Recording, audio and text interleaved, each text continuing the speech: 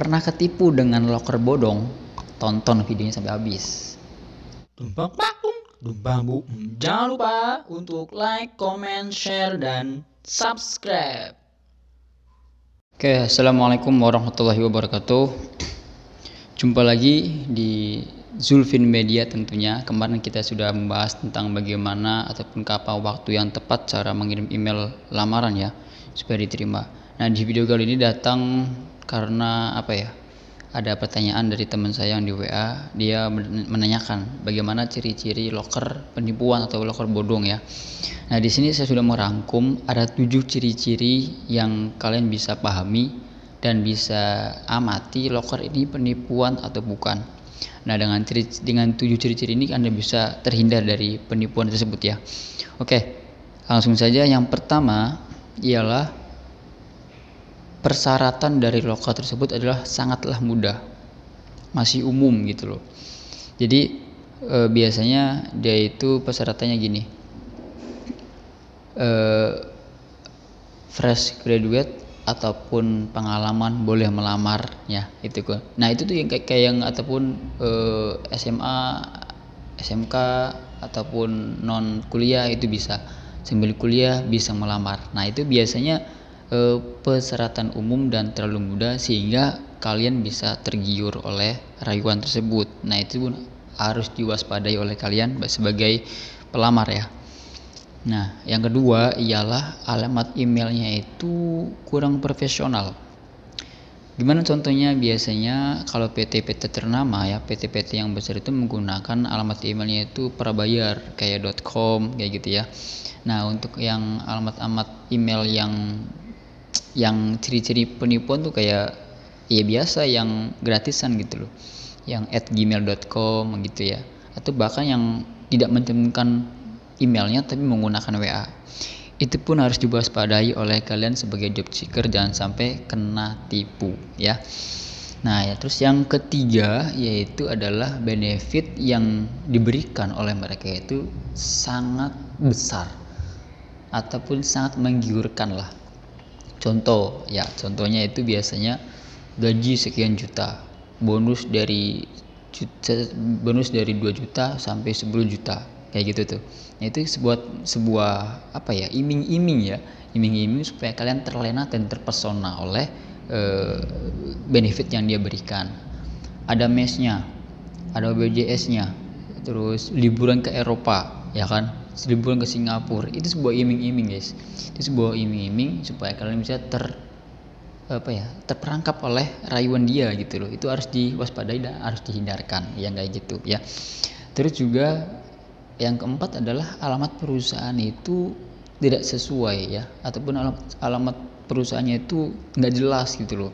Ketika kalian cek di Google Map itu biasanya nggak ada alamat perusahaan tersebut. Kadang juga nongolnya itu di Google Map adalah ruko. Ini juga harus diwaspadai.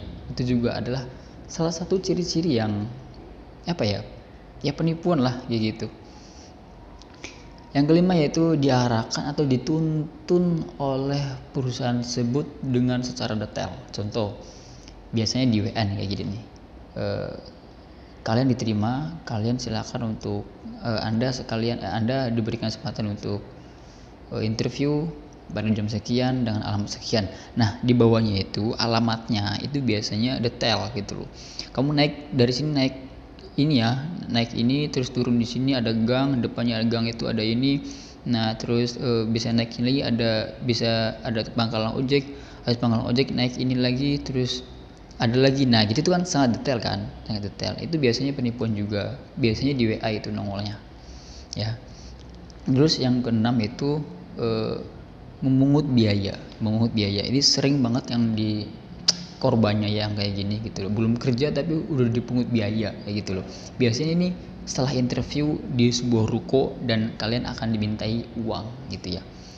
Misalkan uang buat seragam lah, buat ID card lah, atau membuat akomodasi atau gimana lah, itu alasan mereka supaya kamu memberikan uangnya. Itu bahkan uangnya 20.000, 30.000 juga diambil tuh oleh mereka. Karena apa? Mereka juga butuh uang buat nyewa ruko tersebut gitu loh. Pokoknya jangan sampai tergiur yang kayak gitu ya. Pokoknya ketika ada pungutan liar kayak gitu, biaya gitu, pokoknya jangan langsung lari aja.